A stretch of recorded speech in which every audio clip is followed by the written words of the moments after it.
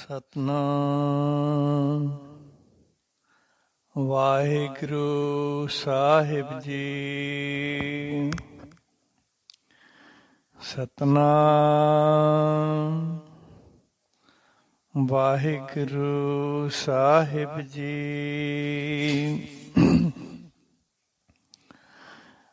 ਸਤਿਜੁਗ ਤੈ ਮਾਣਿਓ, ਛਲਿਓ ਬਲ ਬਾਵਨ ਭਾਇਓ। ਤ੍ਰੇਤੈ ਤੈ ਮਾਣਿਓ, ਰਾਮ ਰਘੁਵੰਸ ਕਹਾਇਓ। ਦੁਆਪਰ ਕ੍ਰਿਸ਼ਨ ਮੁਰਾਰ, ਕੰਸ ਕਿਰਤਾਰਥ ਕੀਓ। ਉਗਰ ਸੈਣ ਕੋ ਰਾਜ ਅਭੈ, ਭਗਤਹਿ ਜਨ ਦਿਓ। ਕਲ ਯੁਗ ਪ੍ਰਮਾਣ ਨਾਨਕ ਗੁਰ, ਅੰਗਦ ਅਮਰ ਕਹਾਇਓ। ਸ਼੍ਰੀ ਗੁਰੂ ਰਾਜ ਅਬਚਲ ਅਟਲ, ਆਦਿ ਪੁਰਖ ਫਰਮਾਇਓ। ਤਿਨ ਬੇਦਿਆਨ ਕੀ ਕੁਲ ਬਿਖਾਏ, ਪ੍ਰਗਟ ਨਾਨਕ ਰਾਏ। ਸਭ ਸਿੱਖਨ ਕੋ ਸੁਖ ਦਿਏ, ਜਹ ਤੈਂ ਭਏ ਸਹਾਏ। ਸਭੇ ਇੱਛਾ ਪੂਰੀਆ, ਜਾ ਪਾਇਆ ਗਮ ਅਪਾਰਾ। ਗੁਰੂ ਨਾਨਕ ਮਿਲਿਆ ਪਾਰ ਬ੍ਰਹਮ, ਤੇਰਿਆ ਚਰਣਾ ਕੋ ਬਲਿਹਾਰਾ।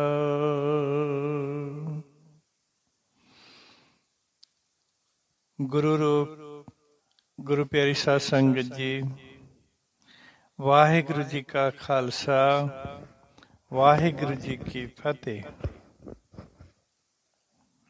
ਸੰਗਤ ਜੀ, ਅੱਜ ਫੇਰ ਮੈਂ ਤੁਹਾਡੇ ਆਪਣੇ ਚੈਨਲ ਪਾਵਰ ਆਫ ਗੁਰਬਾਣੀ ਦੇ ਉੱਪਰ ਇੱਕ ਨਵਾਂ ਵਿਸ਼ਾ ਲੈ ਕੇ ਹਾਜ਼ਰ ਹੋਇਆ ਹਾਂ। ਆਪਣਾ ਅੱਜ ਦਾ ਵਿਸ਼ਾ ਸ਼੍ਰੀ ਗੁਰੂ ਨਾਨਕ ਦੇਵ ਜੀ ਮਹਾਰਾਜ ਸੱਚੇ ਪਾਤਸ਼ਾਹ ਜੀ ਦੇ ਅਵਤਾਰ ਪੁਰਬ ਦਿਹਾੜੇ ਨਾਲ ਸੰਬੰਧਿਤ ਹੈ ਤੇ ਆਪਣੇ ਵਿਸ਼ੇ ਦਾ ਨਾਮ ਹੈ ਗੁਰੂ ਨਾਨਕ ਦੀ ਵਡਿਆਈ। ਇਸ ਵਿਸ਼ੇ ਵਿੱਚ ਆਪਾਂ ਸ਼੍ਰੀ ਗੁਰੂ ਨਾਨਕ ਦੇਵ ਜੀ ਦੀ ਮਹਿਮਾ ਸਰਵਣ ਕਰਾਂਗੇ। ਸਾਰਾ ਜਗਤ ਸ਼੍ਰੀ ਗੁਰੂ ਨਾਨਕ ਦੇਵ ਜੀ ਦਾ ਆਗਮਨ ਪੁਰਬ ਮਨਾ ਰਿਹਾ। ਗੁਰੂ ਜੀ ਦੇ ਅਵਤਾਰ ਦਿਹਾੜੇ ਉੱਤੇ ਥਾਂ ਥਾਂ ਉੱਤੇ ਸ਼੍ਰੀ ਅਖੰਡ ਪਾਠ ਸਾਹਿਬ ਹੋ ਰਹੇ ਹਨ, ਪ੍ਰਭਾਤ ਫੇਰੀਆਂ ਹੋ ਰਹੀਆਂ ਅਤੇ ਨਗਰ ਕੀਰਤਨ ਵੀ ਹੋ ਰਹੇ ਹਨ। ਕਈ ਪ੍ਰਕਾਰ ਦੇ ਪਕਵਾਨਾਂ ਨਾਲ ਲੰਗਰ ਵੀ ਚੱਲ ਰਹੇ ਹਨ। ਸੋ ਸੰਗਤ ਜੀ, ਸ਼੍ਰੀ ਗੁਰੂ ਨਾਨਕ ਦੇਵ ਜੀ ਨੇ ਜਗਤ ਨੂੰ ਸੌਖਾ ਗਿਆਨ ਦੇਣ ਵਾਸਤੇ ਆਪਣੀ ਵੱਖਰੀ ਰੀਤ ਚਲਾਈ ਹੈ, ਜਿਸ ਨੂੰ ਸਿੱਖ ਧਰਮ ਆਖਿਆ ਜਾਂਦਾ ਹੈ। ਸ਼੍ਰੀ ਗੁਰੂ ਨਾਨਕ ਦੇਵ ਜੀ ਦੇ ਪੈਰੋਕਾਰ ਸਾਰੀ ਉਮਰ ਸਿੱਖਦੇ ਹੀ ਰਹਿੰਦੇ ਹਨ। ਭਾਵੇਂ ਉਹ ਗੁਰੂ ਨਾਨਕ ਦੇ ਮਾਰਗ ਉੱਤੇ ਚੱਲਦਿਆਂ ਹੋਇਆਂ ਉੱਚ ਅਵਸਥਾ ਵੀ ਪ੍ਰਾਪਤ ਕਰ ਲੈਣ, ਪਰ ਫਿਰ ਵੀ ਉਹ ਕਹਿਣਗੇ, ਮੈਂ ਤਾਂ ਹਾਲੀ ਸਿੱਖ ਰਿਹਾ ਹਾਂ, ਮੈਂ ਤਾਂ ਹਾਲੀ ਸਿੱਖ ਰਿਹਾ ਹਾਂ, ਹਾਲੀ ਤੇ ਮੈਂ ਨਾਨਕ ਦੇ ਮਾਰਗ ਉੱਤੇ ਚੱਲ ਰਿਹਾ ਹਾਂ, ਹਾਲੀ ਮੈਂ ਪਹੁੰਚਿਆ ਨਹੀਂ ਹਾਂ। ਬਸ ਉਹਨਾਂ ਦੀ ਇਸ ਮਾਰਗ ਉੱਤੇ ਚੱਲਣ ਵਾਲੀ ਗੱਲ ਹੀ ਇਸ ਗੱਲ ਦਾ ਇਸ਼ਾਰਾ ਕਰਦੀ ਹੈ ਕਿ ਉਹਨਾਂ ਦੇ ਅੰਦਰ ਨਾਨਕ ਦੇ ਨਾਮ ਦਾ ਖੇੜਾ ਆ ਗਿਆ। ਪਰ ਸਾਡੇ ਵਰਗੇ ਹਾਲੀ ਗੱਲਾਂ ਹੀ ਕਰ ਰਹੇ ਹਨ। ਸੰਗਤ ਜੀ, ਕਈ ਕਹਿ ਦਿੰਦੇ ਹਨ ਕਿ ਜੀ ਮੈਂ ਹਿੰਦੂ ਹਾਂ। ਮੈਂ ਉਸਨੂੰ ਪਰਸਨਲ ਤੌਰ ਉੱਤੇ ਪੁੱਛਦਾ ਹੁੰਨਾ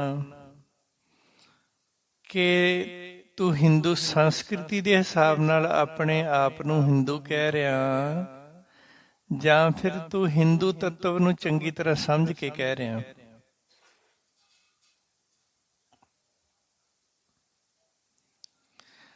ਉਹ ਸਿੱਖ ਵੀ ਕਾਹਦਾ ਜਿਸ ਦੇ ਘਰ ਵਿੱਚ ਸ੍ਰੀ ਜਪਜੀ ਸਾਹਿਬ ਜੀ ਦੀ ਹਰ ਰੋਜ਼ ਵਿਚਾਰ ਨਹੀਂ ਚੱਲਦੀ, ਜਿਸ ਦੇ ਘਰ ਵਿੱਚ ਸ੍ਰੀ ਜਾਪ ਸਾਹਿਬ ਜੀ ਦੀ ਵਿਚਾਰ ਨਹੀਂ ਚੱਲਦੀ। ਉਹ ਸਿੱਖ ਹੀ ਕਿਹੜੀ ਗੱਲ ਦਾ ਜਿਸ ਨੇ ਹਾਲੀ ਤੱਕ ਸ੍ਰੀ ਸੁਖਮਨੀ ਸਾਹਿਬ ਵਿੱਚ ਡੁਬਕੀ ਨਹੀਂ ਲਗਾਈ। ਸੁਖਮਨੀ ਸਾਹਿਬ ਦੇ ਅੱਖਰ ਅੱਖਰ ਵਿੱਚ ਹਾਲੀ ਤੱਕ ਉਸਨੇ ਚੁੰਬੀਆਂ ਨਹੀਂ ਲਗਾਈਆਂ। ਇਸ ਸੁਖਮਨੀ ਸਾਹਿਬ ਵਿੱਚੋਂ ਹਲੇ ਤੱਕ, ਇਸ ਜਾਪ ਸਾਹਿਬ ਵਿੱਚੋਂ ਹਲੇ ਤੱਕ, ਇਸ ਜਪਜੀ ਸਾਹਿਬ ਵਿੱਚੋਂ ਹਲੇ ਤੱਕ ਜਿਹੜੇ ਸਿੱਖ ਨੇ ਚੁੰਬੀਆਂ ਮਾਰ ਮਾਰ ਕੇ ਗਿਆਨ ਦੇ ਮੋਤੀ ਨਹੀਂ ਚੁਗੇ, ਉਹ ਹਲੇ ਨਾਮਧਾਰੀ ਹੀ ਸਿੱਖ ਹੈ। ਹਾਲੇ ਤੱਕ ਉਹ ਚੰਗੀ ਤਰ੍ਹਾਂ ਸਿੱਖ ਨਹੀਂ ਬਣਿਆ। ਸਾਨੂੰ ਵੀ ਸਿੱਖ ਤੱਤਵ ਸਮਝਣਾ ਚਾਹੀਦਾ। ਸਿੱਖ ਦੇ ਅਸੂਲ, ਸਿੱਖੀ ਧਰਮ ਦੀ ਮਰਜ਼ਾਦਾ, ਗੁਰਬਾਣੀ ਦਾ ਗਿਆਨ, ਗੁਰਬਾਣੀ ਦੀਆਂ ਬਖਸ਼ਿਸ਼ਾਂ। ਸੋ ਸੰਗਤ ਜੀ, ਹੁਣ ਆਪਾਂ ਗੁਰੂ ਨਾਨਕ ਸਾਹਿਬ ਜੀ ਦੇ ਗੁਣਾਂ ਦੀ ਵਿਚਾਰ ਕਰੀਏ। ਗੁਰੂ ਨਾਨਕ ਜੀ ਵੱਡੇ ਕਿਉਂ ਹਨ? ਇਸ ਵਰਥਾਏ ਗੁਰਬਾਣੀ ਦਾ ਵਾਕ ਹੈ, ਗਿਆਨ ਧਿਆਨ ਕਿਛ ਕਰਮ ਨ ਜਾਣਾ, ਸਾਰ ਨ ਜਾਣਾ ਤੇਰੀ, ਸਭ ਤੇ ਵੱਡਾ ਸਤਿਗੁਰੂ ਨਾਨਕ ਜਿਨ ਕਲ ਰਾਖੀ ਮੇਰੀ। ਗੁਰਬਾਣੀ ਦਾ ਇਹ ਪਾਵਨ ਵਾਕ ਸ੍ਰੀ ਗੁਰੂ ਅਰਜਨ ਦੇਵ ਜੀ ਮਹਾਰਾਜ ਜੀ ਦਾ ਉਚਾਰਨ ਕੀਤਾ ਹੋਇਆ ਤੇ ਸ੍ਰੀ ਗੁਰੂ ਗ੍ਰੰਥ ਸਾਹਿਬ ਜੀ ਦੇ ਪਾਵਨ ਅੰਗ 749 ਉੱਪਰ ਸੁਭਾਇਮਾਨ ਹੈ। 749।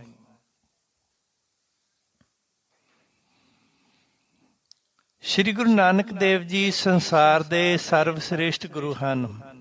ਇਹ ਸੱਚੀ ਗੱਲ ਹੈ। ਇਹ ਗੱਲ ਸੰਸਾਰ ਵਿੱਚ ਸਮੇਂ ਸਮੇਂ ਸਿਰ ਆਏ ਅਵਤਾਰੀ ਪੁਰਸ਼ਾਂ ਦੇ ਜੀਵਨ ਪੜ੍ਹਨ ਤੋਂ ਪਤਾ ਚੱਲਦਾ ਹੈ। ਇਸ ਗੱਲ ਦਾ ਪ੍ਰਾਚੀਨ ਸਮੇਂ ਵਿੱਚ ਆਏ ਅਵਤਾਰਾਂ ਦੇ ਚਰਿੱਤਰ ਜੀਵਨ ਤੋਂ ਅਤੇ ਸ੍ਰੀ ਗੁਰੂ ਨਾਨਕ ਦੇਵ ਜੀ ਮਹਾਰਾਜ ਜੀ ਦੇ ਚਰਿੱਤਰ ਜੀਵਨ ਤੋਂ ਸਾਨੂੰ ਇਸ ਗੱਲ ਦੀ ਸਮਝ ਆਉਂਦੀ ਹੈ ਕਿ ਗੁਰੂ ਨਾਨਕ ਦੇਵ ਜੀ ਸਰਵਸ੍ਰੇਸ਼ਟ ਕਿਉਂ ਹਨ। ਪਰ ਇਸ ਦਾ ਮਤਲਬ ਇਹ ਨਹੀਂ ਕਿ ਦੂਸਰੇ ਈਸ਼ਵਰ ਦੇ ਅਵਤਾਰ ਨਹੀਂ ਹਨ, ਉਹ ਵੀ ਈਸ਼ਵਰ ਦੇ ਭੇਜੇ ਹੋਏ ਅਵਤਾਰ ਹੀ ਹਨ। ਸਾਡੇ ਦੇਸ਼ ਵਿੱਚ ਸਮੇਂ ਨੂੰ ਜਾਂ ਕਾਲ ਨੂੰ ਵਿਦਵਾਨਾਂ ਨੇ, ਰਿਸ਼ੀਆਂ ਮੁਨੀਆਂ ਨੇ, ਵੇਦਾਂ ਨੇ ਅਤੇ ਧਾਰਮਿਕ ਗ੍ਰੰਥਾਂ ਨੇ 4 ਹਿੱਸਿਆਂ ਵਿੱਚ ਵੰਡਿਆ।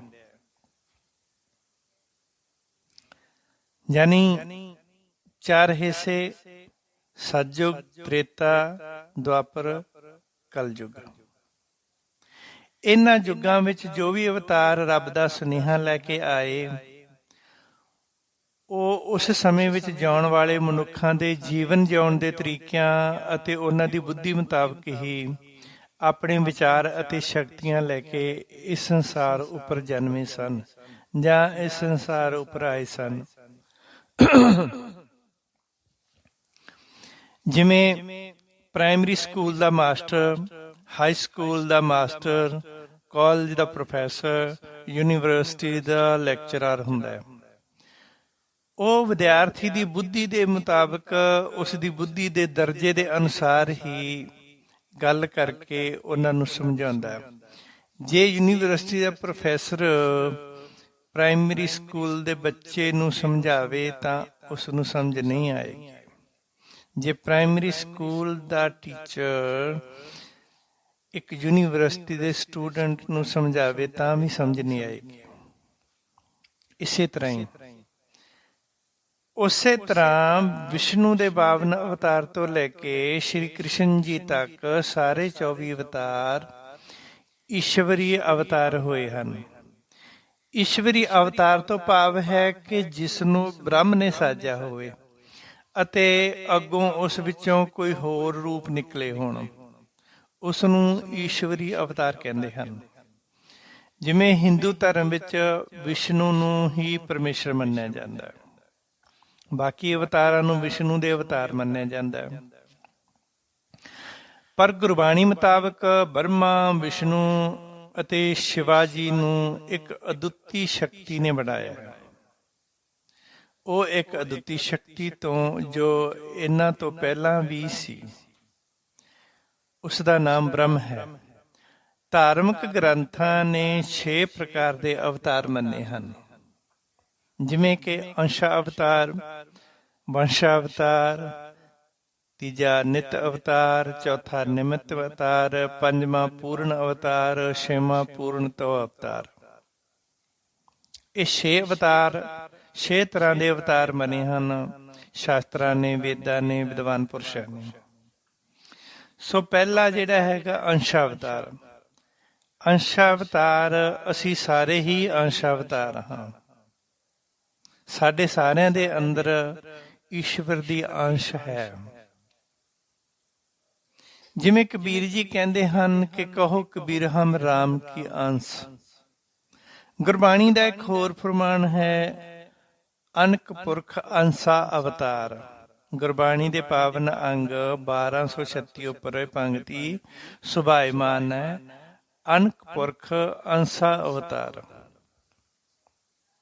ਜਿਸ ਤੋਂ ਭਾਵ ਹੈ ਕਿ ਭਾਵੇਂ ਅਸੀਂ ਸਾਰੇ ਹੀ ਪਰਮੇਸ਼ਰ ਦੀ ਅੰਸ਼ ਹਾਂ, ਪਰ ਪਰਮੇਸ਼ਰ ਦੀ ਕਿਣਕਾ ਮਾਤਰ ਸੱਤਿਆ ਰੂਪੀ ਅੰਸ਼ ਦੇ ਜਾਗਣ ਨਾਲ ਕਰੋੜਾਂ ਪੁਰਸ਼ ਮਹਾਨ ਵਿਅਕਤੀ ਬਣ ਗਏ ਹਨ। ਸਾਰੇ ਨਹੀਂ ਬਣਦੇ, ਅਸੀਂ ਸਾਰੇ ਹੀ ਪਰਮੇਸ਼ਰ ਦੀ ਅੰਸ਼ ਹਾਂ। ਸਾਰਿਆਂ ਦੇ ਅੰਦਰ ਸਾਡੇ ਪਰਮੇਸ਼ਰ ਦੀ ਅੰਸ਼ ਹੈ, ਪਰਮੇਸ਼ਰ ਸੁਭਾਇਮਾਨ ਹੈ ਸਾਡੇ ਅੰਦਰ, ਪਰ ਜਾਗਦਾ ਕਿਸੇ ਕਿਸੇ ਦੇ ਅੰਦਰ ਹੈ। ਉਹ ਅੰਸ਼ ਜਿਹੜੀ ਪਰਮੇਸ਼ਰ ਦੀ ਕਿਣਕਾ ਮਾਤਰ ਸਾਡੇ ਅੰਦਰ ਹੈ, ਉਹ ਕਰੋੜਾਂ ਪੁਰਸ਼ਾਂ ਨੂੰ ਉਸ ਅੰਸ਼ ਨੇ ਜਗਾ ਕੇ ਮਹਾਨ ਵਿਅਕਤੀ ਬਣਾ ਦਿੱਤਾ। ਫਿਰ ਵੰਸ਼ ਅਵਤਾਰ। ਵੰਸ਼ ਅਵਤਾਰ ਤੋਂ ਭਾਵ ਗੁਰੂ ਦੀ ਵੰਸ਼ ਵਿੱਚ ਪੈਦਾ ਹੋਣ ਵਾਲੇ, ਜਿਵੇਂ ਬਾਬਾ ਸ਼੍ਰੀ ਚੰਦ ਜੀ, ਬਾਬਾ ਲਖਮੀ ਦਾਸ ਜੀ, ਬਾਬਾ ਦਾਸੂ ਜੀ, ਬਾਬਾ ਦਾਤੂ ਜੀ, ਭਾਈ ਮੋਹਰੀ ਜੀ, ਭਾਈ ਮੋਹਨ ਜੀ, ਪ੍ਰਿਥੀ ਚੰਦ ਆਦਿਕ ਜੋ ਵੀ ਧੀਰ ਮਲੀਏ, ਇਹ ਸਾਰੇ ਹੀ ਗੁਰੂ ਦੀ ਵੰਸ਼ ਵਿੱਚੋਂ ਸਨ, ਪਰ ਗੁਰੂ ਦੇ ਮਾਰਗ ਤੇ ਨਹੀਂ ਚੱਲੇ। ਇਹ ਡਿਫਰੈਂਟ ਗੱਲ ਹੈ ਤੇ ਅਸੀਂ ਉਹਨਾਂ ਦਾ ਸਤਿਕਾਰ ਇਸ ਕਰਕੇ ਕਰਦੇ ਹਾਂ ਕਿ ਉਹ ਗੁਰੂ ਦੀ ਵੰਸ਼ ਵਿੱਚੋਂ ਪੈਦਾ ਹੋਏ ਹਨ। ਉਹ ਵੰਸ਼ਾ ਅਵਤਾਰ ਹਨ, ਗੁਰੂ ਦੀ ਵੰਸ਼ ਵਿੱਚ ਪੈਦਾ ਹੋਏ ਹਨ, ਇਸ ਕਰਕੇ ਅਸੀਂ ਉਹਨਾਂ ਦਾ ਸਤਿਕਾਰ ਕਰਦੇ ਹਾਂ। ਨਿਤਾ ਅਵਤਾਰ। ਨਿਤਾ ਅਵਤਾਰ ਵਿੱਚ ਸੰਤ ਮਹਾਂਪੁਰਸ਼ ਆਉਂਦੇ ਹਨ ਜੋ ਜੀਵਾਂ ਨੂੰ ਵਾਹਿਗੁਰੂ ਦੇ ਨਾਮ ਨਾਲ ਜੋੜ ਕੇ ਚਲੇ ਜਾਂਦੇ ਹਨ। ਫਿਰ ਨਿਮਿਤ ਅਵਤਾਰ। ਨਿਮਿਤ ਅਵਤਾਰ ਉਹ ਹਨ ਜੋ ਕਿਸੇ ਖਾਸ ਕਾਰਜ ਵਾਸਤੇ ਆਉਂਦੇ ਹਨ, ਜਿਵੇਂ ਧਰਤੀ ਦੀ ਰੱਖਿਆ ਵਾਸਤੇ ਬ੍ਰਹਾ ਅਵਤਾਰ ਆਇਆ, ਪ੍ਰਹਿਲਾਦ ਦੀ ਰੱਖਿਆ ਵਾਸਤੇ ਨਰਸਿੰਘ ਅਵਤਾਰ ਹੋਇਆ, ਜੋ ਟਾਈਮ ਟੂ ਟਾਈਮ ਆਏ ਔਰ ਆਪਣਾ ਕੰਮ ਕਰਕੇ ਚਲੇ ਗਏ। ਹੋਰ ਕਈ ਇਸ ਤਰ੍ਹਾਂ ਦੇ ਅਵਤਾਰ ਹੋਏ ਹਨ ਜੋ ਟਾਈਮ ਟੂ ਟਾਈਮ ਆਏ ਆਪਣੇ ਭਗਤਾਂ ਦੀ ਰੱਖਿਆ ਕਰਨ ਵਾਸਤੇ। ਉਹਨੂੰ ਨਿਮਿਤ ਅਵਤਾਰ ਕਹਿੰਦੇ ਹਨ। ਨਿਮਿਤ ਮਤਲਬ ਨਿਮਿਤ ਕਿਸੇ ਕੰਮ ਵਾਸਤੇ, ਸਪੈਸ਼ਲੀ। ਪੂਰਨ ਅਵਤਾਰ। ਪੂਰਨ ਅਵਤਾਰ ਜਿਵੇਂ ਸ਼੍ਰੀ ਰਾਮ ਚੰਦਰ ਜੀ 14 ਕਲਾਂ ਸੰਪੂਰਨ ਸਨ, ਭਗਵਾਨ ਸ਼੍ਰੀ ਕ੍ਰਿਸ਼ਨ ਜੀ 16 ਕਲਾਂ ਸੰਪੂਰਨ ਸਨ। ਜਿਸ ਅਵਤਾਰ ਕੋਲੇ ਲਿਮਿਟਡ ਸ਼ਕਤੀਆਂ ਹੋਣ ਉਹਨੂੰ ਪੂਰਨ ਅਵਤਾਰ ਕਹਿੰਦੇ। ਜਿਵੇਂ ਕੋਈ ਵੀ ਡਾਕਟਰ ਹੁੰਦਾ, skin specialist, heart specialist, gynae specialist ਵਗੈਰਾ ਵਗੈਰਾ। ਹਾਰਟ ਸਪੈਸ਼ਲਿਸਟ ਡਾਕਟਰ ਸਕਿਨ ਦੇ ਮਰੀਜ਼ ਨੂੰ ਠੀਕ ਨਹੀਂ ਕਰ ਸਕਦਾ, ਗਾਇਨੀ ਵਾਲਾ ਹਾਰਟ ਨੂੰ ਠੀਕ ਨਹੀਂ ਕਰ ਸਕਦਾ। ਸਪੈਸ਼ਲੀ ਹੁੰਦੇ ਆ ਉਹ, ਪੂਰਨ, ਆਪਣੇ ਆਪਣੇ ਕਰਤਵ ਦੇ ਵਿੱਚ ਪੂਰਨ ਹੁੰਦੇ ਆ। ਇਸ ਤਰ੍ਹਾਂ ਪੂਰਨ ਅਵਤਾਰ। ਜਿਵੇਂ ਸ਼੍ਰੀ ਰਾਮ ਚੰਦਰ ਜੀ 16 ਕਲਾਂ ਸੰਪੂਰਨ ਸਨ, ਉਹਨਾਂ ਕੋਲ ਸ਼੍ਰੀ ਰਾਮ ਜੀ 14 ਕਲਾਂ ਸੰਪੂਰਨ ਸਨ, ਉਹਨਾਂ ਕੋਲੇ 14 ਤਰ੍ਹਾਂ ਦੀਆਂ ਸ਼ਕਤੀਆਂ ਸਨ। ਭਗਵਾਨ ਸ਼੍ਰੀ ਕ੍ਰਿਸ਼ਨ ਜੀ 16 ਕਲਾਂ ਸੰਪੂਰਨ ਸਨ, ਉਹਨਾਂ ਕੋਲੇ 16 ਪ੍ਰਕਾਰ ਦੀ ਸ਼ਕਤੀ ਸੀ। ਸੋ ਜਿਸ ਤਰ੍ਹਾਂ ਉਹ ਇੱਕ ਰਾਖਸ਼ ਨੂੰ ਲੈ ਕੇ ਭੱਜੇ ਤੇ ਆਪਣੇ ਮਗਰ ਲਾਇਆ ਰਾਖਸ਼ ਨੂੰ। ਜਿੱਥੇ ਕਿ ਅੱਜ ਧੌਲਪੁਰ ਦੇ ਲਾਗੇ ਸਮਥਿੰਗ ਰਣਛੋੜ ਇੱਕ ਤੀਰਥ ਹੈ, ਜਿੱਥੇ ਕ੍ਰਿਸ਼ਨ ਜੀ ਰਣ ਵਿੱਚੋਂ ਭੱਜੇ ਸਨ, ਤਾਂ ਉੱਥੇ ਉਹ ਸਾਹਮਣੇ ਮੁਕਾਬਲਾ ਨਹੀਂ ਕੀਤਾ ਉਹਨਾਂ ਨੇ। ਉਹਨਾਂ ਦੀ ਇੰਨੀ ਸ਼ਕਤੀ ਕਹਿ ਲਓ ਜਾਂ ਪਾਵਰ ਕਹਿ ਲਓ ਜਾਂ ਉਹਨਾਂ ਦਾ ਆਪਣਾ ਵਿਗਿਆਨ ਸੀ ਕਿ ਉਹ ਲੋਕਾਂ ਨੂੰ ਵੀ ਨਹੀਂ ਮਰਾਉਣਾ ਚਾਹੁੰਦੇ ਸਨ। ਇੰਨੇ ਭਿਆਨਕ ਰਾਖਸ਼ ਨੂੰ ਇਕਾਂਤ ਵਿੱਚ ਲਿਜਾ ਕੇ ਮਾਰਨਾ ਚਾਹੁੰਦੇ ਸਨ। ਸੋ ਇਸ ਤਰ੍ਹਾਂ 16 ਕਲਾਂ ਸੰਪੂਰਨ ਸ਼੍ਰੀ ਕ੍ਰਿਸ਼ਨ ਜੀ। ਫਿਰ 6ਵੇਂ ਨੰਬਰ ਤੇ ਆ ਜਾਂਦੇ ਪੂਰਨ ਤਵ ਅਵਤਾਰ। ਪੂਰਨ ਤਵ ਅਵਤਾਰ ਦਾ ਮਤਲਬ ਹੁੰਦਾ ਦੁਨੀਆ ਤੇ ਆਇਆ ਉਹ ਅਵਤਾਰ ਜਿਹਦੇ ਕੋਲੇ ਅਨੇਕਾਂ ਸ਼ਕਤੀਆਂ ਹੁੰਦੀਆਂ, ਜਿਹਦੀਆਂ ਸ਼ਕਤੀਆਂ ਦੀ ਕੋਈ ਗਿਣਤੀ ਨਹੀਂ ਹੁੰਦੀ। ਨਾ ਉਹ 14 ਕਲਾਂ ਸੰਪੂਰਨ ਹੁੰਦਾ, ਨਾ ਉਹ 16 ਕਲਾਂ ਸੰਪੂਰਨ ਹੁੰਦਾ। ਜਿਵੇਂ ਮੁਹੰਮਦ ਸਾਹਿਬ ਵੀ ਇੱਕ ਵਾਰ ਯਹੂਦੀਆਂ ਤੋਂ ਜਾਂ ਆਪਣੇ ਵਿਰੋਧੀਆਂ ਤੋਂ ਆਪਣੀ ਜਾਨ ਬਚਾਉਣ ਵਾਸਤੇ ਇੱਕ ਪਹਾੜ ਦੀ ਕੰਧਰ ਵਿੱਚ ਛੁਪ ਗਏ ਸਨ। ਬਟ ਪੂਰਨ ਅਵਤਾਰ ਉਹ ਹੁੰਦਾ ਜੋ ਹਰ ਗੱਲ ਦਾ ਹਰ ਸਮੇਂ every time ready and powerful, ਉਹ ਪੂਰਨ ਅਵਤਾਰ ਹੁੰਦਾ। ਜਿਵੇਂ ਸ਼੍ਰੀ ਗੁਰੂ ਨਾਨਕ ਦੇਵ ਜੀ, ਜਿਨ੍ਹਾਂ ਦੀ ਸ਼ਕਤੀ ਦਾ ਕੋਈ ਅੰਤ ਨਹੀਂ ਸੀ। ਉਹ ਪ੍ਰਮਾਤਮਾ ਕੋਲੋਂ ਅਨੇਕਾਂ ਹੀ ਕਲਾਂ ਲੈ ਕੇ ਆਏ ਸਨ। ਜਿਵੇਂ ਵਾਹਿਗੁਰੂ ਜੀ ਬਾਰੇ ਗੁਰਬਾਣੀ ਵਿੱਚ ਲਿਖਿਆ, ਜੇਵੜ ਭਾਵੈ ਤੇਵੜ ਹੋਏ, ਨਾਨਕ ਜਾਣੈ ਸਾਚਾ ਸੋਏ। ਭਾਵ ਕਿ ਪਰਮਾਤਮਾ ਵੱਡੇ ਤੋਂ ਵੱਡਾ ਵੀ ਹੋ ਸਕਦਾ ਹੈ ਅਤੇ ਛੋਟੇ ਤੋਂ ਛੋਟਾ ਵੀ ਹੋ ਸਕਦਾ ਹੈ। ਸਰਬ ਕਲਾ ਸਮਰੱਥ ਹੈ ਪਰਮਾਤਮਾ, ਪਾਰ ਬ੍ਰਹਮ ਹੈ, ਬੇਅੰਤ ਹੈ। ਉਹਦੀਆਂ ਸ਼ਕਤੀਆਂ ਦਾ ਕੋਈ ਅੰਤ ਨਹੀਂ ਪਾ ਸਕਦਾ। ਇਸੇ ਤਰ੍ਹਾਂ ਸ਼੍ਰੀ ਗੁਰੂ ਨਾਨਕ ਦੇਵ ਜੀ ਬਾਰੇ ਵੀ ਇੱਕ ਸਾਖੀ ਹੈ ਕਿ ਇੱਕ ਵਾਰ ਇੱਕ ਜੰਗਲ ਵਿੱਚ ਗੁਰੂ ਨਾਨਕ ਦੇਵ ਜੀ ਨੂੰ ਇੱਕ ਦੈਂਤ ਮਿਲਿਆ। ਉਸਨੇ ਗੁਰੂ ਜੀ ਨੂੰ ਸਾਬਤ ਸਬੂਤਾ ਹੀ ਨਿਕਲ ਲਿਆ। ਗੁਰੂ ਜੀ ਨੇ ਉਸਦੇ ਪੇਟ ਵਿੱਚ ਜਾ ਕੇ ਆਪਣੇ ਸਰੀਰ ਦਾ ਆਕਾਰ ਵੱਡਾ ਕਰ ਲਿਆ, ਜਿਸ ਨਾਲ ਦੈਂਤ ਦਾ ਪੇਟ ਫੁੱਲ ਗਿਆ। ਪਰ ਉਹ ਦੈਂਤ ਵੀ ਮਾਇਆਵੀ ਦੈਂਤ ਸੀਗਾ, ਉਹ ਦੈਂਤ ਵੀ ਮਾਇਆਵੀ ਦੈਂਤ ਸੀ। ਉਸਨੇ ਆਪਣੇ ਸਰੀਰ ਨੂੰ ਹੋਰ ਵੱਡਾ ਕਰ ਲਿਆ। ਸੋ ਉਸ ਦੈਂਤ ਨੇ ਆਪਣੇ ਸਰੀਰ ਨੂੰ ਹੋਰ ਵੱਡਾ ਕਰ ਲਿਆ ਅਤੇ ਉਸ ਦਾ ਸਾਹ ਸੌਖਾ ਆਉਣ ਲੱਗਾ। ਫਿਰ ਗੁਰੂ ਜੀ ਨੇ ਆਪਣਾ ਸਰੀਰ ਹੋਰ ਵੱਡਾ ਕਰ ਲਿਆ, ਦੈਂਤ ਫਿਰ ਔਖਾ ਹੋਣ ਲੱਗਾ। ਇਸ ਤਰ੍ਹਾਂ ਗੁਰੂ ਜੀ ਅਤੇ ਦੈਂਤ ਵਾਰ-ਵਾਰ ਆਪਣਾ ਸਰੀਰ ਵੱਡਾ ਕਰਦੇ ਰਹੇ। ਇਸ ਤਰ੍ਹਾਂ ਦੈਂਤ ਦਾ ਸਰੀਰ ਪਹਾੜ ਨਾਲੋਂ ਵੀ ਉੱਚਾ ਹੋ ਗਿਆ ਅਤੇ 10 ਕੋਹ ਤੱਕ ਫੈਲ ਗਿਆ। ਇਸ ਤੋਂ ਅੱਗੇ ਉਸ ਮਾਇਆਵੀ ਦੈਂਤ ਕੋਲੇ ਆਪਣਾ ਸਰੀਰ ਵਧਾਉਣ ਦੀ ਸ਼ਕਤੀ ਨਹੀਂ ਸੀ। ਪਰ ਗੁਰੂ ਜੀ ਨੇ ਦੈਂਤ ਦੇ ਪੇਟ ਵਿੱਚ ਹੀ ਆਪਣੇ ਸਰੀਰ ਦਾ ਆਕਾਰ ਬਹੁਤ ਵੱਡਾ ਕਰ ਲਿਆ, ਜਿਸ ਕਰਕੇ ਉਹ ਦੈਂਤ ਦੇ ਪ੍ਰਾਣ ਔਖੇ ਹੋਣ ਲੱਗੇ ਅਤੇ ਉਹ ਧਰਤੀ ਉੱਤੇ ਧੜਮ ਕਰਕੇ ਡਿੱਗ ਪਿਆ ਅਤੇ ਵੱਡੇ ਵੱਡੇ ਦਰਖਤਾਂ ਦੇ ਵੱਜਣ ਕਰਕੇ ਉਸ ਦਾ ਪੇਟ ਪਾਟ ਗਿਆ। ਸਰਬ ਕਲਾ ਸਮਰੱਥ ਸਤਿਗੁਰੂ ਨਾਨਕ ਦੇਵ ਜੀ ਨੇ ਇਸ ਤਰ੍ਹਾਂ ਉਸ ਦੈਂਤ ਦਾ ਉਸਦੇ ਪੇਟ ਵਿੱਚੋਂ ਬਾਹਰ ਆ ਕੇ ਉਧਾਰ ਕਰ ਦਿੱਤਾ, ਕਿਉਂਕਿ ਗੁਰੂ ਜੀ ਜੇਵੜ ਭਾਵੈ ਤੇਵੜ ਹੋ ਸਕਦੇ ਸੀ। ਇਸ ਕਰਕੇ ਗੁਰੂ ਨਾਨਕ ਦੇਵ ਜੀ ਪੂਰਨ ਤਵ ਅਵਤਾਰ ਹਨ। ਇਸੇ ਕਰਕੇ ਹੀ ਗੁਰੂ ਜੀ ਅਨਕ ਕਲਾ ਲਈ ਠਾਕਰ ਚੜਿਆ ਹਨ, ਸਰਬ ਕਲਾ ਸਮਰੱਥ ਹਨ ਸਤਿਗੁਰੂ ਨਾਨਕ ਦੇਵ ਜੀ। ਸੋ ਸੰਗਤ ਜੀ, ਸਤਿਗੁਰੂ ਨਾਨਕ ਦੇਵ ਜੀ ਸਭ ਤੋਂ ਵੱਡੇ ਕਿਉਂ ਹਨ?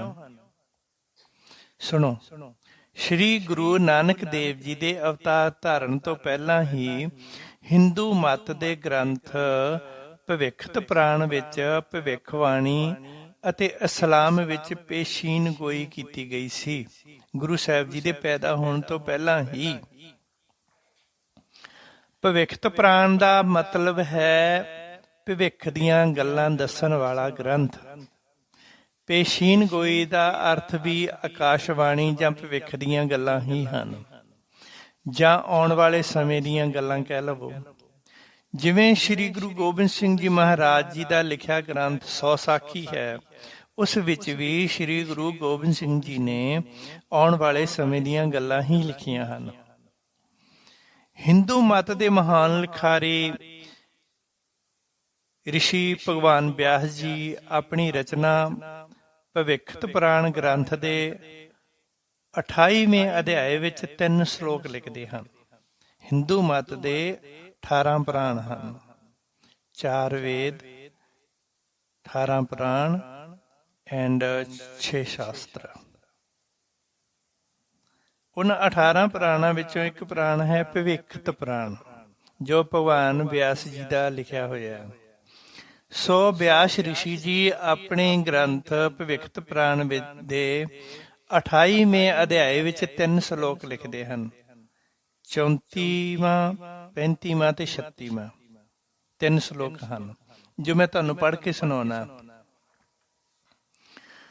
ਤਦਾ ਵੈ ਲੋਕ ਰੱਖਿਆ ਅਰਥੰ ਮਲੇਸ਼ਾਨਾ ਨਾਸ਼ ਹੇਤੁਬੇ ਪਛਮੈ ਭੂ ਸੁਬੈ ਦੇਸੇ ਬੇਦੀ ਬਸੇਚ ਨਾਨਕੋ ਨਾਮ ਨਾਨਾ ਭਵੈ ਰਾਜ ਰਿਖੀ ਬ੍ਰਹਮ ਗਿਆਨਾਇਕ ਮਾਨਸ ਹੈ ਬਖਿਆਤ ਕਲੂ ਸਕੰਦ ਤਤ ਬਿਦਿੰ ਕਲਿਆ ਹਰੋ ਸ਼੍ਰੀਮਾਨ ਰਾਜ ਸਾਰਦੂਲਾਨ ਪਦ ਛਤੀ ਪੁਨੈ ਮਲੇਸ਼ਾਨਾ ਹਰਨਿਯ ਸਤਿ ਸਕੰਦ ਧਰਮ ਤਤੋ ਉਪਦੇਸ਼ ਕਰਤੇ ਹਨ। 3 ਸ਼ਲੋਕ ਹਨ। ਪਹਿਲਾ ਸ਼ਲੋਕ ਤਦਾ ਵੈ ਲੋਕ ਰੱਖਿਆ ਅਰਥੰ ਮਲੇਸ਼ਾਨਾ ਨਾਥ ਹੇਤੁਬੇ ਪਛਮੈ ਭੂ ਸੁਬੈ ਦੇਸੇ ਬੇਦੀ ਬਸੇਚ ਨਾਨਕੋ। ਪਹਿਲਾ 34ਵਾਂ ਸ਼ਲੋਕ ਨਾਮ ਨਾਨਾ ਭਵੈ ਰਾਜ ਰਿਖੀ ਬ੍ਰਹਮ ਗਿਆਨਾਇਕ ਮਾਨਸ ਹੈ ਵਖਿਆਤ ਕਲੂ ਸਕੰਦ ਤਤ ਬਿਦਿੰ ਕਲਿਆਹਾਰੋ। 35ਵਾਂ ਸ਼ਲੋਕ ਸ਼੍ਰੀਮਾਨ ਸਾਰਦੂਲਾਨ ਪਦ ਛਤਿ ਪੁਨਿਆ ਮਲੇਸ਼ਾਨਾ ਹਰ ਨਿਸ਼ਚਿਤ ਸਕੰਦ ਧਰਮ ਤਤਵ ਉਪਦੇਸ਼ ਕਿਰਤ ਹੈ। ਇਹ 36ਵਾਂ ਸ਼ਲੋਕ 34, 35, 36। ਭਵਿੱਖਤ ਪੁਰਾਣ ਦੇ 28ਵੇਂ ਅਧਿਆਏ ਵਿੱਚ ਇਹ 3 ਸ਼ਲੋਕ ਲਿਖੇ ਹਨ ਗੁਰੂ ਨਾਨਕ ਦੇਵ ਜੀ ਮਹਾਰਾਜ ਜੀ ਦੇ ਭਵਿੱਖ ਬਾਰੇ ਦੱਸਣ ਵਾਰ ਕਿ ਉਹ ਇਸ ਤਰ੍ਹਾਂ ਪੈਦਾ ਹੋਣਗੇ। ਤੁਸੀਂ ਸੋਚੋ ਵੀ ਭਗਵਾਨ ਵਿਆਸ ਜੀ ਕਦੋਂ ਹੋਏ ਹੋਣੇ ਆ ਤੇ ਕਦੋਂ ਇਹ ਪੁਰਾਣ ਲਿਖਿਆ ਹੋਣਾ ਵਿਆਸ ਰਿਸ਼ੀ ਜੀ ਨੇ। ਓਕੇ, ਤੇ ਉਹਨਾਂ ਨੇ ਗੁਰੂ ਸਾਹਿਬ ਜੀ ਬਾਰੇ ਪਹਿਲਾਂ ਹੀ ਦੱਸ ਦਿੱਤਾ। ਸੋ ਇਹਨਾਂ 3 ਸ਼ਲੋਕਾਂ ਦੇ ਮੈਂ ਪਹਿਲਾਂ ਤੁਹਾਨੂੰ ਪਦ ਅਰਥ ਦੱਸਦਾ, ਮਤਲਬ ਔਖੇ ਔਖੇ ਸ਼ਬਦਾਂ ਦੇ ਅਰਥ ਦੱਸਦਾ।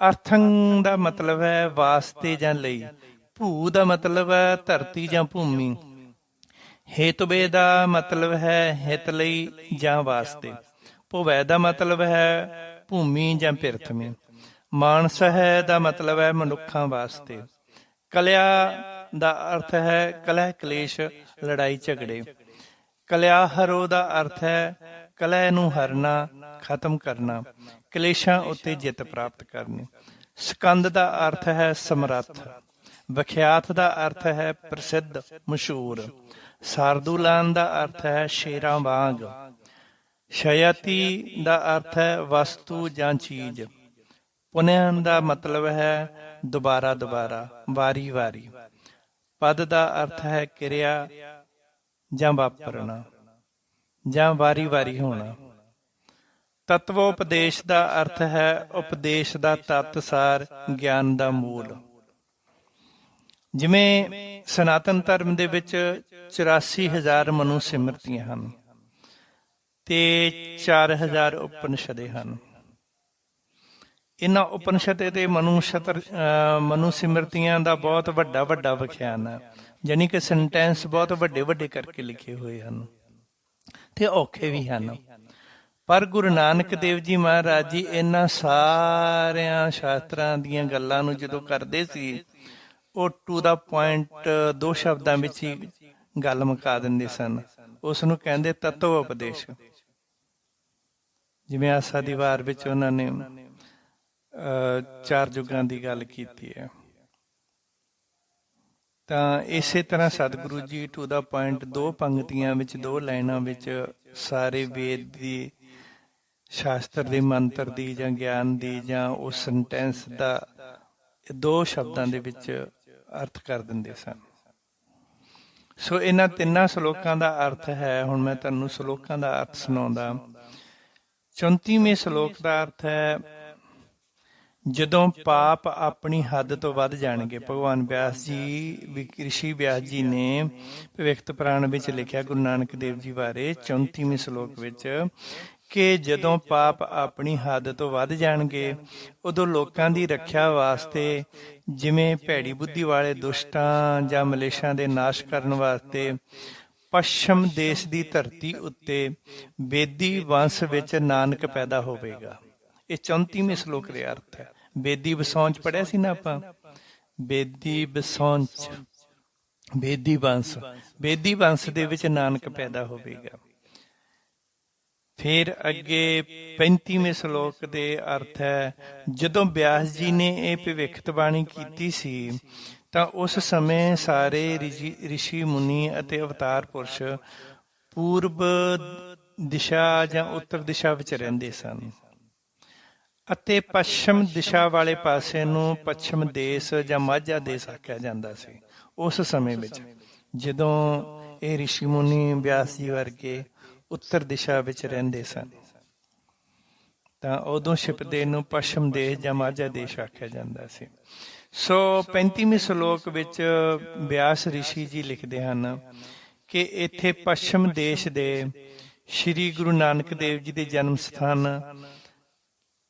ਤਲਵੰਡੀ ਰਾਏ ਭੋਏ ਵੱਲ ਇਸ਼ਾਰਾ ਕਰਦੇ ਹਨ। ਜੋ ਉਹਨਾਂ ਨੇ ਲਿਖਿਆ ਨਾ, ਪश्चिमै ਭੂ ਦੇਸ਼ੈ ਪश्चिमै ਭੂ ਸੁਬੈ ਦੇਸੇ, ਪੱਛਮ ਦੇਸ਼, ਛਿਪਦੇ ਵਾਲਾ ਪਾਸਾ। ਸੋ ਇਹ ਜੋ ਗੱਲ ਉਹਨਾਂ ਨੇ ਪੱਛਮ ਭੂ ਸੁਬੈ ਦੇਸੇ ਲਿਖਿਆ ਹੈ, ਉਹ ਇਸ਼ਾਰਾ ਕਰਦੇ ਹਨ ਉਸ ਜਗ੍ਹਾ ਵੱਲ ਜਿੱਥੇ ਸ਼੍ਰੀ ਗੁਰੂ ਨਾਨਕ ਦੇਵ ਜੀ ਦਾ ਜਨਮ ਹੋਣਾ ਸੀ। ਰਾਏ ਭੋਏ ਦੀ ਤਲਵੰਡੀ ਵੱਲ ਇਸ਼ਾਰਾ ਕਰਦੇ ਹਨ ਰਿਸ਼ੀ ਜੀ। ਯਾਨੀ ਕਿ ਪੱਛਮ ਦੇਸ਼ ਵਿੱਚ ਜਨਮ ਲੈਣ ਵਾਲੇ ਦਾ ਨਾਮ ਦੋ ਨੰਨਿਆਂ ਤੋਂ ਹੋਵੇਗਾ, ਜਿਵੇਂ ਨਾਮ ਨਾਨਾ ਪੋਵੈ, ਨਾਨਾ ਪੋਵੈ, ਵੀ ਉਸਦਾ ਨਾਮ ਦੋ ਨੰਨਿਆਂ ਤੋਂ ਹੋਏਗਾ।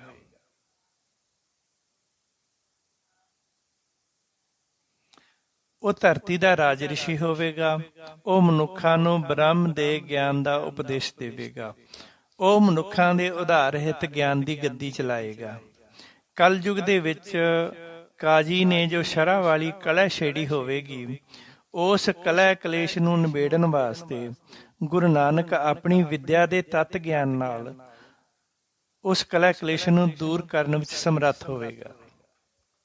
ਗਿਆਨ ਦਾ ਤੱਤ ਸਾਰ ਕਹਿਣ ਕਰਕੇ ਸੰਸਾਰ ਵਿੱਚ ਉਹ ਪ੍ਰਸਿੱਧ ਹੋਣਗੇ। ਯਾਨੀ ਕਿ ਪੂਰੇ ਗਿਆਨ ਨੂੰ ਦੋ ਸ਼ਬਦਾਂ ਵਿੱਚ ਕਹਿਣ ਕਰਕੇ ਜਾਂ ਜੀਵ ਨੂੰ ਜਲਦੀ ਹੀ ਗਿਆਨ ਦੇਣ ਵਾਲੇ ਉਹ ਹੋਣਗੇ। ਅੱਗੇ ਫਿਰ 36ਵੇਂ ਸ਼ਲੋਕ ਦੇ ਅਰਥ, ਉਹ ਸਾਰੇ ਸੰਸਾਰ ਵਿੱਚ ਆਦਰਯੋਗ ਹੋਣਗੇ। ਉਸ ਦੀ ਆਵਾਜ਼ ਸ਼ੇਰ ਦੀ ਗਰਜਨਾ ਵਰਗੀ ਹੋਵੇਗੀ। ਉਸ ਦੇ ਉੱਤਰਾਧਿਕਾਰੀ ਸ਼ੇਰਾਂ ਵਾਂਗ ਰਾਜ ਕਰਨਗੇ। ਜਿਵੇਂ 36ਵੇਂ ਸ਼ਲੋਕ ਚ ਲਿਖਿਆ ਨਾ ਕਿ ਸ਼੍ਰੀਮਾਨ ਰਾਜ ਸਾਰਦੂਲਾਨ, ਸਾਰਦੂਲ ਕਹਿੰਦੇ ਹਨ ਸ਼ੇਰ ਨੂੰ। ਉਹ ਸਤਿਕਾਰਯੋਗ ਹੋਵੇਗਾ ਤੇ ਉਸ ਦੀ ਆਵਾਜ਼ ਸ਼ੇਰ ਦੀ ਗਰਜ ਵਾਂਗ ਹੋਵੇਗੀ ਤੇ ਉਸ ਦੇ ਉੱਤਰਾਧਿਕਾਰੀ ਸ਼ੇਰਾਂ ਵਾਂਗ ਰਾਜ ਕਰਨਗੇ। ਯਾਨੀ ਉੱਤਰਾਧਿਕਾਰੀ ਮੀਨਸ ਸਿੱਖ। ਗਿਆਨ ਦੀ ਗੱਦੀ ਵਾਲੀ ਇਹ ਵਸਤੂ ਦੀ ਦੁਬਾਰਾ ਕਿਰਿਆ ਹੋਵੇਗੀ। ਵੀ ਇਕੱਲਾ ਗੁਰੂ ਨਾਨਕ ਨਹੀਂ ਹੋਏਗਾ, ਗੁਰੂ ਨਾਨਕ ਤੋਂ ਬਾਅਦ ਵੀ ਇਹ ਗੱਦੀ ਦੇ ਵਾਰਸ ਹੋਣਗੇ। ਦੁਬਾਰਾ ਉਹ ਕਿਰਿਆ ਬਦਲਦੀ ਰਹੇਗੀ। ਭਾਵ ਕਿ ਨਾਨਕ ਦੀ ਗਿਆਨ ਵਾਲੀ ਗੱਦੀ ਕਈ ਜਾਮਿਆਂ ਵਿੱਚ ਚੱਲੇਗੀ ਅਤੇ ਕਿਰਿਆ ਬਦਲਦੀ ਰਹੇਗੀ, ਪਰ ਜੋਤ ਉਹੀ ਰਹੇਗੀ।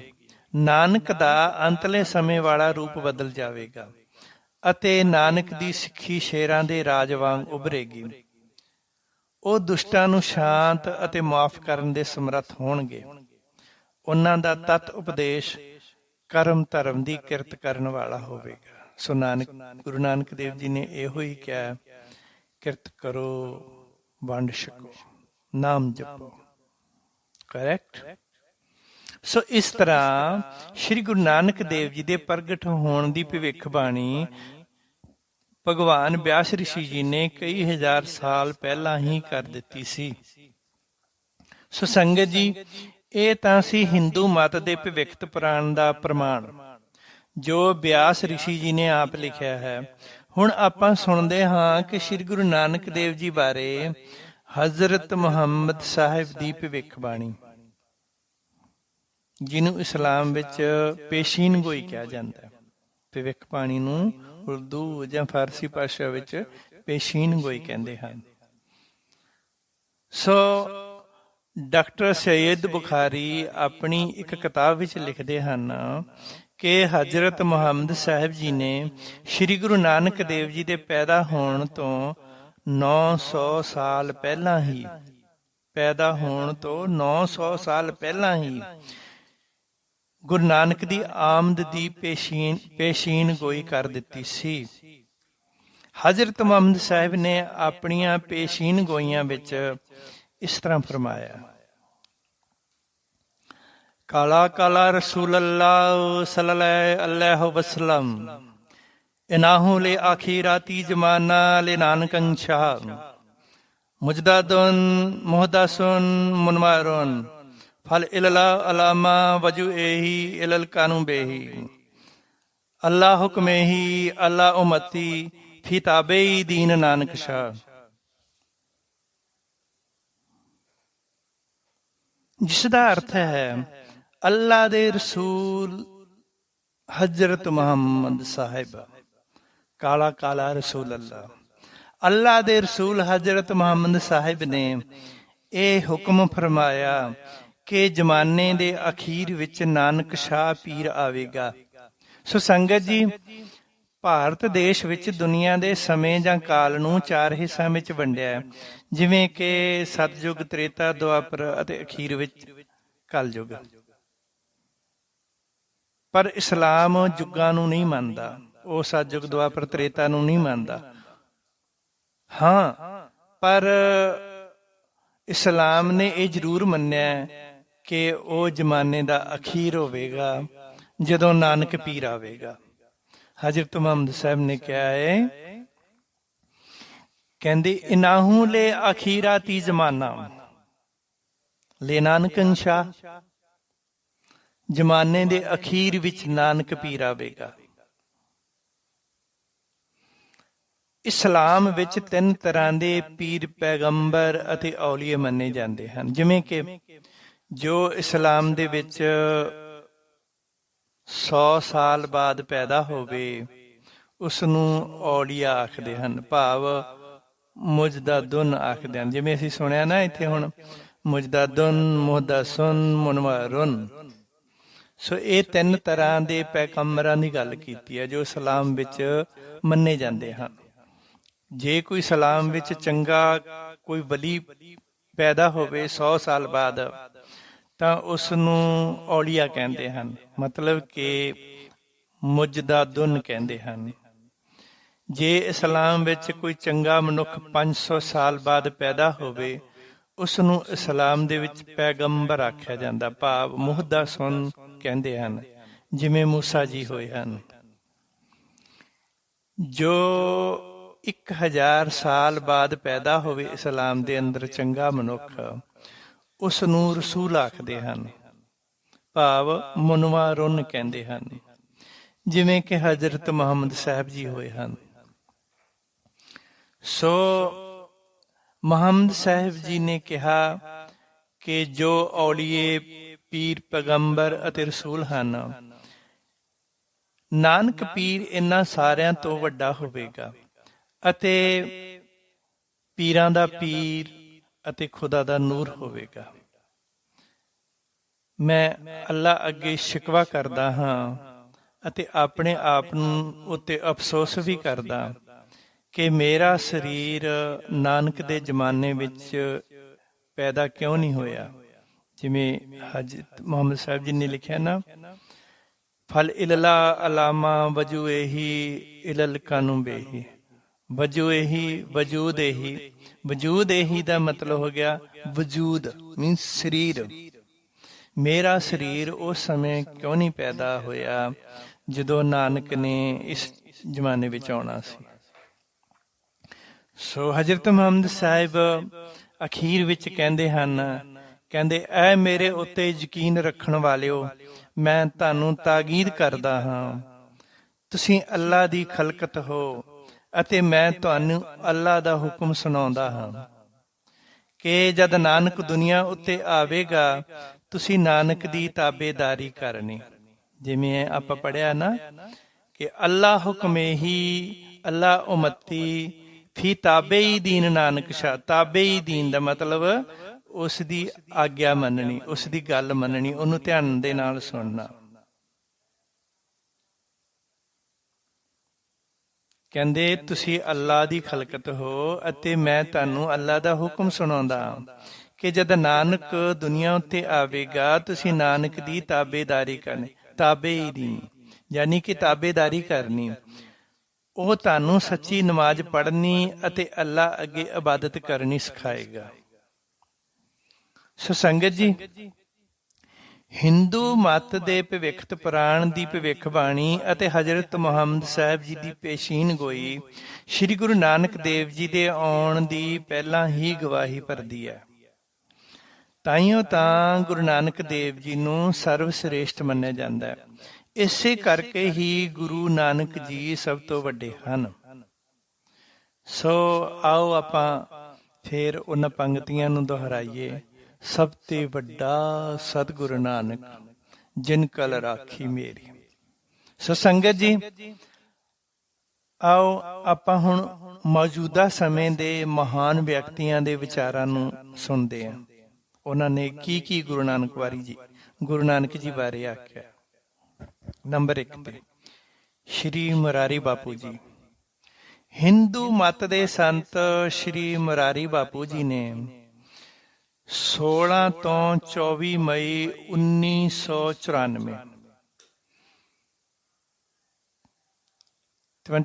May 24, 1994 1994 ਮਈ ਮਹੀਨਾ 1994 16 ਮਈ ਤੋਂ 24 ਮਈ ਤੱਕ 1994 ਨੂੰ ਲੁਧਿਆਣੇ ਵਿੱਚ ਸ਼੍ਰੀ ਮੁਰਾਰੀ ਬਾਪੂ ਜੀ ਨੇ ਲੁਧਿਆਣੇ ਦੇ ਅੰਦਰ 9 ਦਿਨਾਂ ਦਾ ਕਥਾ ਸਮਾਗਮ ਰੱਖਿਆ ਸੀ 1994 ਵਿੱਚ। ਇਸ ਲੁਧਿਆਣੇ ਵਾਲੇ ਸਮਾਗਮ ਦੇ ਇੱਕ ਖੁੱਲੇ ਪੰਡਾਲ ਵਿੱਚ ਸ਼੍ਰੀ ਮੁਰਾਰੀ ਬਾਪੂ ਨੇ ਸ਼੍ਰੀ ਗੁਰੂ ਨਾਨਕ ਦੇਵ ਜੀ ਬਾਰੇ ਆਪਣੇ ਵਿਚਾਰ ਇਸ ਤਰ੍ਹਾਂ ਪ੍ਰਗਟ ਕੀਤੇ ਸਨ। ਉਹਨਾਂ ਕਿਹਾ, ਗੁਰੂ ਨਾਨਕ ਦੇ ਘਰ ਵਿੱਚ 3 ਗੱਲਾਂ ਉੱਤੇ ਜ਼ੋਰ ਦਿੱਤਾ ਜਾਂਦਾ, ਜਿਵੇਂ ਕਿ ਨੰਬਰ 1 ਆਪਣਾ ਸਮਾਧਾਨ ਆਪ ਕਰੋ, ਆਪਣੀ ਖੋਜ ਅਤੇ ਆਪਣਾ ਧਿਆਨ ਆਪ ਰੱਖੋ, ਇੱਕ ਈਸ਼ਵਰ ਦੀ ਹੀ ਆਰਾਧਨਾ ਕਰੋ। ਫਿਰ ਤੁਸੀਂ ਆਪਣੇ ਆਪ ਨੂੰ ਦੇਖੋ ਕਿ ਤੁਸੀਂ ਕਿੱਥੇ ਖੜੇ ਹੋ, ਤੁਹਾਡੀ ਮੰਜ਼ਿਲ ਕੀ ਹੈ।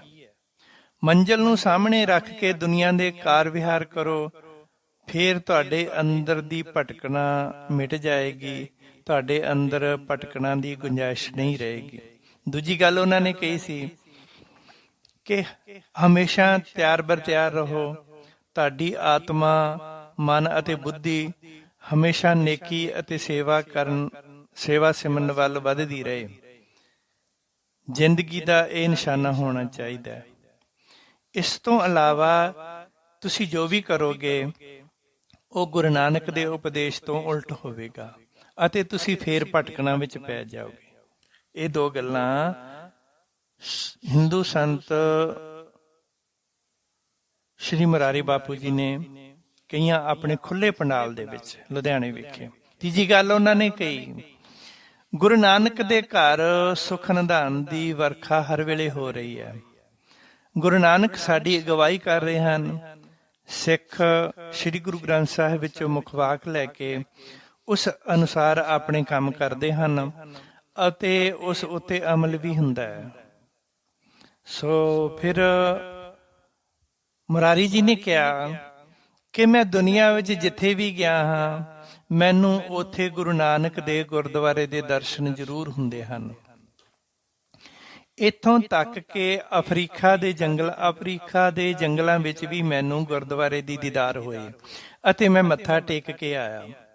ਉਸ ਸਮੇਂ ਮੇਰੀਆਂ ਅੱਖਾਂ ਗੁਰੂ ਨਾਨਕ ਦੀ ਮਿੱਠੀ ਯਾਦ ਵਿੱਚ ਖੁਦ ਬਖੁਦ ਅਸ਼ਕ ਵਹਾਉਣ ਲੱਗੀਆਂ। ਉੱਥੇ ਝੂਲਦੇ ਨਿਸ਼ਾਨ ਸਾਹਿਬ ਨੇ ਮੈਨੂੰ ਮੋਹ ਲਿਆ। ਗੁਰੂ ਨਾਨਕ ਨੇ ਭਾਰਤ ਵਾਸੀਆਂ ਨੂੰ ਹੀ ਨਹੀਂ ਸਗੋਂ ਸਾਰੇ ਸੰਸਾਰ ਨੂੰ ਹੀ ਪਿਆਰ ਅਤੇ ਸੇਵਾ ਸਿਮਰਨ ਦੇ ਝੰਡੇ ਥੱਲੇ ਇਕੱਠਾ ਕਰ ਦਿੱਤਾ ਹੈ। ਗੁਰੂ ਤੇਗ ਬਹਾਦਰ ਜੀ ਵਰਗੀ ਕਿਰਿਆ ਕਿਸੇ ਨੇ ਨਹੀਂ ਕਰਨੀ, ਜਿਨ੍ਹਾਂ ਨੇ ਆਪਣਾ ਬਲੀਦਾਨ ਦੇ ਕੇ ਸਾਰੇ ਭਾਰਤ ਵਾਸੀਆਂ ਦਾ ਸਿਰ ਗੌਰਵ ਨਾਲ ਉੱਚਾ ਕਰ ਦਿੱਤਾ। ਸ੍ਰੀ ਗੁਰੂ ਗੋਬਿੰਦ ਸਿੰਘ ਜੀ ਵਰਗਾ ਬਲੀਦਾਨ ਤਿਆਗੀ, ਸੂਰਮਾ ਅਤੇ ਮਾਨਵ ਮਿੱਤਰ ਹੋਰ ਕਿਸੇ ਸਮਾਜ ਵਿੱਚ ਨਹੀਂ ਲੱਭ ਸਕਦਾ। ਇਹ ਮਹਾਨ ਜੋਤ ਕੇਵਲ ਤੇ ਕੇਵਲ ਭਾਰਤ ਮਾਤਾ ਦੇ ਵਿਹੜੇ ਵਿੱਚ ਹੀ ਜਗੀ ਹੈ। ਇਸ ਜੋਤ ਉੱਪਰ ਜਿੰਨਾ ਵੀ ਮਾਣ ਕੀਤਾ ਜਾਏ ਓਨਾ ਹੀ ਉਚਿਤ ਹੈ। ਇਸ ਤਰ੍ਹਾਂ 1994 ਦੇ ਵਿੱਚ ਲੁਧਿਆਣੇ ਵਾਲੇ ਆਪਣੇ ਪੰਡਾਲ ਦੇ ਵਿੱਚ ਸ਼੍ਰੀ ਮੁਰਾਰੀ ਬਾਪੂ ਜੀ ਨੇ ਆਪਣੇ ਖੁੱਲੇ ਵਿਚਾਰ ਗੁਰੂ ਨਾਨਕ ਵਾਸਤੇ ਤੇ ਗੁਰੂ ਘਰ ਵਾਸਤੇ ਤੇ ਸਿੱਖਾਂ ਵਾਸਤੇ ਪ੍ਰਗਟ ਕੀਤੇ। ਸੋ ਅੱਗੇ ਆਪਾਂ ਸਰ ਡਾਕਟਰ ਮੁਹੰਮਦ ਇਕਬਾਲ ਬਾਰੇ ਸੁਣਦੇ ਹਾਂ ਕਿ ਉਹਨਾਂ ਨੇ ਗੁਰੂ ਨਾਨਕ ਜੀ ਬਾਰੇ ਕੀ ਲਿਖਿਆ। ਸਰ ਮੁਹੰਮਦ ਇਕਬਾਲ ਗੁਰੂ ਨਾਨਕ ਸਾਹਿਬ ਬਾਰੇ ਆਪਣੇ ਖਿਆਲਾਂ ਨੂੰ ਆਪਣੀ ਲਿਖਤ ਵਿੱਚ ਇਸ ਤਰ੍ਹਾਂ ਪ੍ਰਗਟ ਕਰਦੇ ਹਨ। ਖੁਦਾ ਨੇ ਗੁਰੂ ਨਾਨਕ ਦੇ ਰੂਪ ਵਿੱਚ ਭਾਰਤ ਨੂੰ ਇੱਕ ਹੋਰ ਵਰਦਾਨ ਦਿੱਤਾ, ਜਿਨ੍ਹਾਂ ਵਿੱਚ ਪੈਗੰਬਰ ਦੇ ਸਾਰੇ ਗੁਣ ਸਨ। ਉਹ ਮੁਕੰਮਲ ਅਤੇ ਕਾਮਲ ਮਹਾਂਪੁਰਖ ਸਨ। ਇਹ ਲਿਹਾਜ਼ ਨਾਲ ਉਹ ਪੈਗੰਬਰ ਇਬਰਾਹੀਮ ਨਾਲੋਂ ਘੱਟ ਮਹੱਤਤਾ ਵਾਲੇ ਨਹੀਂ ਹਨ। ਅਗਿਆਨਤਾ ਵਿੱਚੋਂ ਸਭ ਨੂੰ ਜਗਾਉਣ ਵਾਲੇ ਗੁਰੂ ਨਾਨਕ ਸਾਹਿਬ ਹੀ ਹਨ। ਡਾਕਟਰ ਮੁਹੰਮਦ ਇਕਬਾਲ ਨੇ ਗੁਰੂ ਨਾਨਕ ਸਾਹਿਬ ਜੀ ਬਾਰੇ ਇਸ ਤਰ੍ਹਾਂ ਲਿਖਿਆ। हजारों साल नरगिस अपनी बेरुखी पे रोती है, हजारों साल नरगिस अपनी बेरुखी पे रोती है, मुश्किल से होता है चमन में दीदावर पैदा। एक होर लिखा उन्होंने अगे, कहंदे फिर उठी आखिर सदा तौहीद की पंजाब से, हिंद को एक मर्दे कामल ने जगाया ख्वाब से।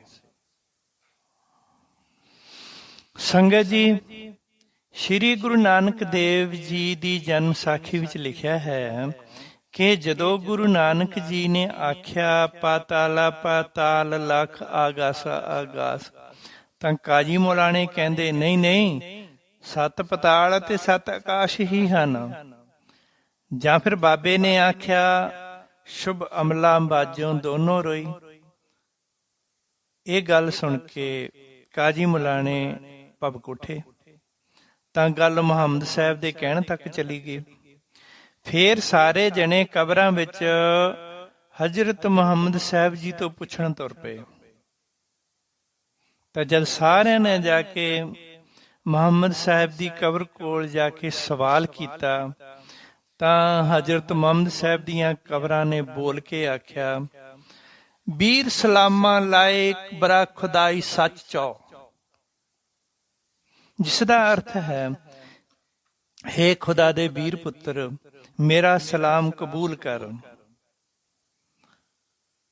ਫੇਰ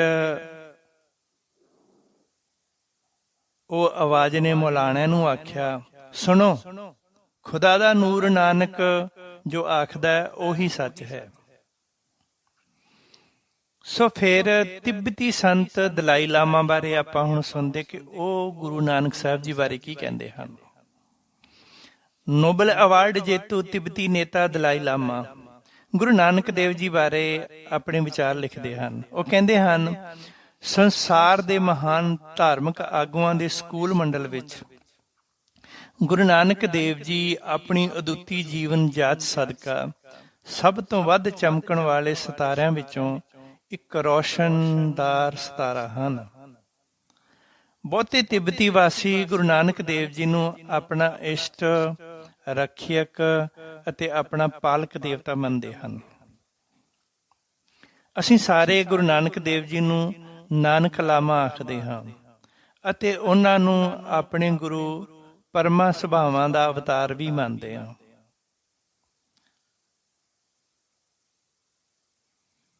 ਸੋ ਸੰਗਤ ਜੀ, ਅਨੇਕਾਂ ਦੇਸ਼ਾਂ ਵਿੱਚ ਲੋਕ ਗੁਰੂ ਨਾਨਕ ਦੇਵ ਜੀ ਨੂੰ ਆਪਣਾ ਗੁਰੂ ਜਾਂ ਸੰਤ ਫਕੀਰ ਮੰਨਦੇ ਹਨ। ਉਹਨਾਂ ਨੇ ਆਪਣੀ ਆਪਣੀ ਸੰਸਕ੍ਰਿਤੀ, ਸਮਾਜ ਜਾਂ ਆਪਣੇ ਦੇਸ਼ ਦੀ ਭਾਸ਼ਾ ਅਨੁਸਾਰ ਗੁਰੂ ਜੀ ਦਾ ਨਾਮ ਰੱਖਿਆ। ਜੋ ਖੋਜ ਕਰਨ ਵਾਲੇ ਵਿਦਵਾਨਾਂ ਨੇ ਸ੍ਰੀ ਗੁਰੂ ਨਾਨਕ ਦੇਵ ਜੀ ਦੇ ਕਈ ਨਾਵਾਂ ਨੂੰ ਇਸ ਤਰ੍ਹਾਂ ਲਿਖਿਆ। ਸ਼੍ਰੀ ਲੰਕਾ ਵਿੱਚ ਸ੍ਰੀ ਗੁਰੂ ਨਾਨਕ ਦੇਵ ਜੀ ਨੂੰ ਨਾਨਕ ਬੁੱਧਾ ਕਹਿੰਦੇ ਹਨ। ਅਰਬ ਦੇਸ਼ਾਂ ਵਿੱਚ ਗੁਰੂ ਜੀ ਨੂੰ ਨਾਨਕ ਪੀਰ, ਪੀਰ ਬਾਬਾ ਨਾਨਕ ਜਾਂ ਬਾਲ ਗੁੰਦਾਈ ਆਖਦੇ ਹਨ। ਰੂਸ ਅਤੇ ਅਫਗਾਨਿਸਤਾਨ ਵਿੱਚ ਗੁਰੂ ਜੀ ਨੂੰ ਵਲੀ ਹਿੰਦ ਬਾਬਾ ਨਾਨਕ ਆਖਦੇ ਹਨ। ਚੀਨ, ਮੰਗੋਲੀਆ ਅਤੇ ਵੀਅਤਨਾਮ ਵਿੱਚ ਗੁਰੂ ਜੀ ਨੂੰ ਭੂਸਾ ਨਾਨਕ ਆਖਦੇ ਹਨ। ਭੂਟਾਨ, ਨੇਪਾਲ ਅਤੇ ਸਿੱਕਮ ਵਿੱਚ ਗੁਰੂ ਜੀ ਨੂੰ ਰਿੰਪੂਚੀ ਜਾਂ ਰਿੰਪੋਜੀ ਆਖਦੇ ਹਨ। ਸੋ ਸੰਗਤ ਜੀ, ਇਸ ਕਰਕੇ ਹੀ ਗੁਰੂ ਨਾਨਕ ਦੇਵ ਜੀ ਸਾਰਿਆਂ ਦੇ ਸਾਂਝੇ ਗੁਰੂ ਹਨ। ਸਾਰੇ ਦੇਸ਼ਾਂ ਦੇ ਲੋਕ ਉਹਨਾਂ ਦੀ ਪੂਜਾ ਅਤੇ ਸਤਿਕਾਰ ਕਰਦੇ ਹਨ। ਗੁਰੂ ਨਾਨਕ ਸਾਹਿਬ ਜੀ ਵਾਸਤੇ ਕੋਈ ਵੀ ਦੇਸ਼ ਜਾਂ ਭਾਸ਼ਾ ਓਪਰੀ ਨਹੀਂ ਸੀ। ਉਹ ਸਭ ਦੇਸ਼ਾਂ ਦੀ ਭਾਸ਼ਾ ਨੂੰ ਜਾਣਦੇ ਸੀ ਅਤੇ ਸਭ ਭਾਸ਼ਾਵਾਂ ਬੋਲ ਲੈਂਦੇ ਸਨ। ਉਹ ਸਰਬ ਕਲਾ ਸਮਰੱਥ ਸਨ, ਭਾਵ ਕਿ ਉਹ ਕਿਤੇ ਵੀ ਕੋਈ ਵੀ ਕਲਾ ਵਰਤਾ ਦਿੰਦੇ ਸਨ। ਇਸ ਕਰਕੇ ਸ੍ਰੀ ਗੁਰੂ ਨਾਨਕ ਦੇਵ ਜੀ ਸਭ ਤੋਂ ਸ੍ਰੇਸ਼ਟ, ਸਭ ਤੋਂ ਉੱਚੇ ਅਤੇ ਸਭ ਤੋਂ ਵੱਡੇ ਹਨ। ਇਸੇ ਕਰਕੇ ਹੀ ਸ੍ਰੀ ਗੁਰੂ ਨਾਨਕ ਦੇਵ ਜੀ ਨੂੰ ਸਰਬ ਕਲਾ ਸਮਰੱਥ ਆਖਿਆ ਜਾਂਦਾ ਹੈ। ਤਾਈਓ ਤਾਂ ਗੁਰਬਾਣੀ ਵਿੱਚ ਆਖਿਆ ਹੈ ਕਿ ਅਨਕ ਕਲਾਲੇ ਠਾਕਰ ਚੜਿਆ। ਸੋ ਆਓ ਆਪਾਂ ਫੇਰ ਪ੍ਰੇਮ ਨਾਲ ਪੜ੍ਹੀਏ। ਗਿਆਨ ਧਿਆਨ ਕਿਛ ਕਰਮ ਨ ਜਾਣਾ, ਸਾਰ ਨ ਜਾਣਾ ਤੇਰੀ, ਸਭ ਤੇ ਵੱਡਾ ਸਤਿਗੁਰੂ ਨਾਨਕ, ਜਿਨ ਕਲ ਰਾਖੀ ਮੇਰੀ। ਸੋ ਸੰਗਤ ਜੀ, ਮਿਲਦੇ ਹਾਂ ਆਪਾਂ ਫਿਰ ਅਗਲੀ ਵੀਡੀਓ ਵਿੱਚ। ਵਾਹਿਗੁਰੂ ਜੀ ਕਾ ਖਾਲਸਾ, ਵਾਹਿਗੁਰੂ ਜੀ ਕੀ ਫਤਿਹ।